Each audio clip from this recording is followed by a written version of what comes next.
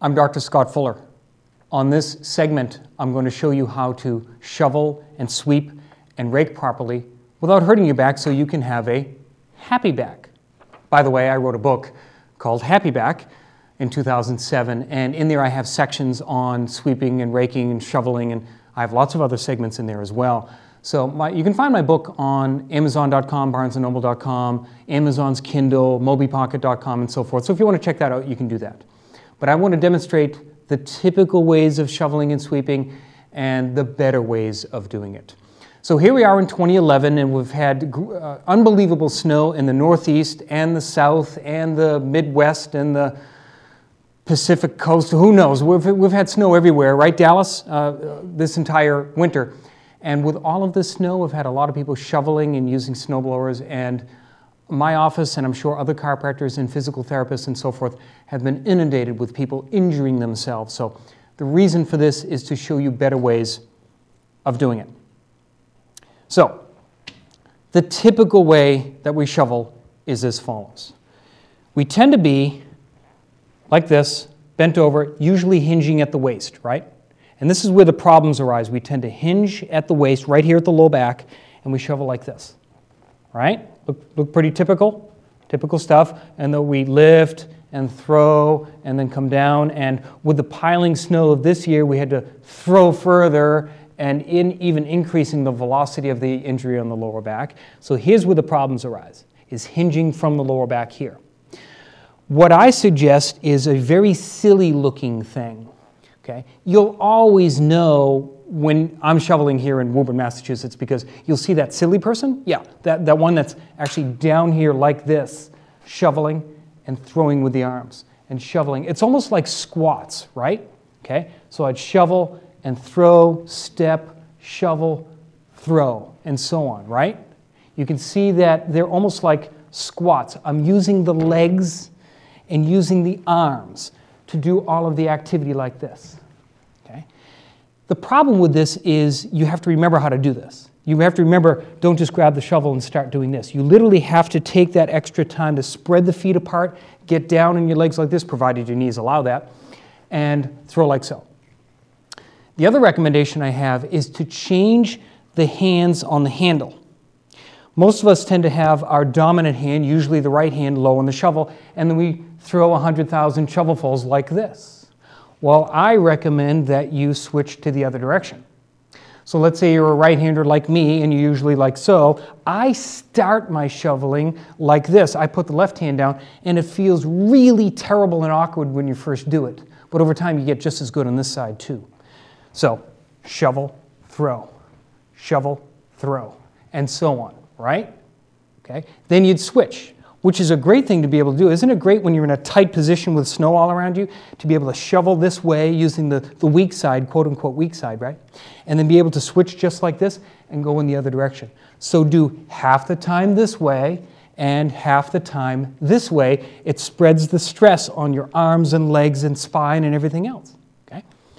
That is the best way to shovel. It looks a little bit funny, but you'll get used to it over time, and your neighbors will laugh at you a little bit and things like that. But you won't end up in my office spending money on things that you can avoid. And that's the idea.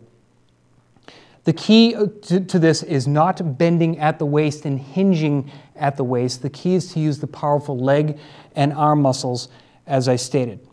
Now, the same thing can be done for sweeping. So if we're using a broom, we tend to sweep like this, even if it's a large push broom, we tend to do it like so, or a small broom like this. You can once again see we're hinging from the lower back. As you can imagine, these rules that I'm telling you now can be with any garden tool, any yard tool that we tend to grab and start bending at the waist like so. Okay? Vacuuming would be another one, and I talk about this in my book with pictures. We talked about this even before the show today, is long vacuuming escapades in the house when you're vacuuming all around and doing all the nooks and crannies and stairs and things like this. And the people walk into my office, what did you do? I vacuumed my house for 2 hours and I'm all busted up. Well, the same thing is with vacuuming. It's almost like being a fencer, right? And here you are with the vacuum like this, doing this kind of thing. Well, we're going to do the same thing with a broom. Instead of doing it like this, we're going to get down and do it like this. And then you can switch those hands again. Remember I talked about switching the hands? So now if I'm a right-hander, I usually have the right hand low. What you're going to do is switch that and put the other hand low. And then sweep this way. And then you can move around like a dancer, right? And do this kind of thing. And then switch your hands again, etc. So once the most important thing is you're avoiding that bend at the hinge here, and you will save yourself a lot of trauma and injury and money, of course. Okay? So remember, it's more like so. Now, the other thing, too, with marathon shoveling sessions is you want to do the following. Take breaks and do some spine stretches in between. Now, with all of the snow that we've had this year, you could be out shoveling for a couple of hours or longer. Is that correct? So when you're doing that, you want to take a break and do some simple stretches. You want to do some simple stretches like so, okay? And I talk about these stretches in my book, and I'm going to have a YouTube video with my basic spine stretches, and they're going to be just some gentle things like this, just to break up that process of doing all the shoveling for hours and hours and hours, and then you come in crippled like this, is to take breaks, let's say, every 20 minutes or half hour. And a lot of these stretches you can do while you're standing. So after shoveling for a little while, you're going to do some light twisting stretches like this within your comfort zone, and you should clear these exercises with your chiropractor or doctor or physical therapist first before you do them.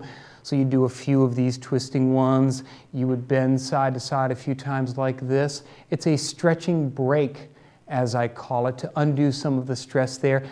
A lot of my patients are taught to pull their shoulders and head back a little bit like this to make their posture better as well. Again, no matter how good that shoveling position is, we're always down in this position. It makes sense to relieve the pressure on the shoulders and the neck by doing something like this, pulling those shoulder blades together like so, and just relieving that tension, holding that for 5 or 10 seconds, and then going back down to work.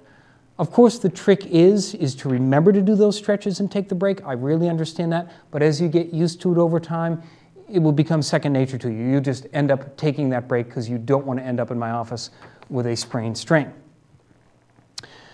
What I also recommend is when you learn these exercises, which are in my book, you'll see a video of them. You can call my office and we'll send the exercises out to you, is you can do these stretches in the morning before you go out and grab the shovel. Okay? So it's basically warming the spine up before you do the activity. It would be warming up your body a little bit before you do an athletic event. We should do the same thing with our spine. So watch my YouTube page for those exercises as we move along. And remember, just as a reminder, you want to be spreading the legs apart, spreading the legs, okay? Down into a squat position. You're going to be firing those powerful leg muscles. Using the arms and legs when you're shoveling, okay? And the other important part is to change the handles, change your hands on the handles. So you're doing some of the time in this direction, some of the time in this direction. You can also apply that to vacuuming. Most of us tend to vacuum only in this direction. You'll have the cord here, right? And then you vacuum like this for 20 minutes or an hour or two, always bending in one direction, and that irritates the back. So what you can do is begin to learn to switch and have the handle of the vacuum in this side and the cord maybe in this hand, and start doing it this way. But again, you're going to be starting to move around using your legs and arms like this and not bending as at a hinge. These recommendations will save you a lot of pain and misery. I'm Dr. Scott Fuller. Please join me again.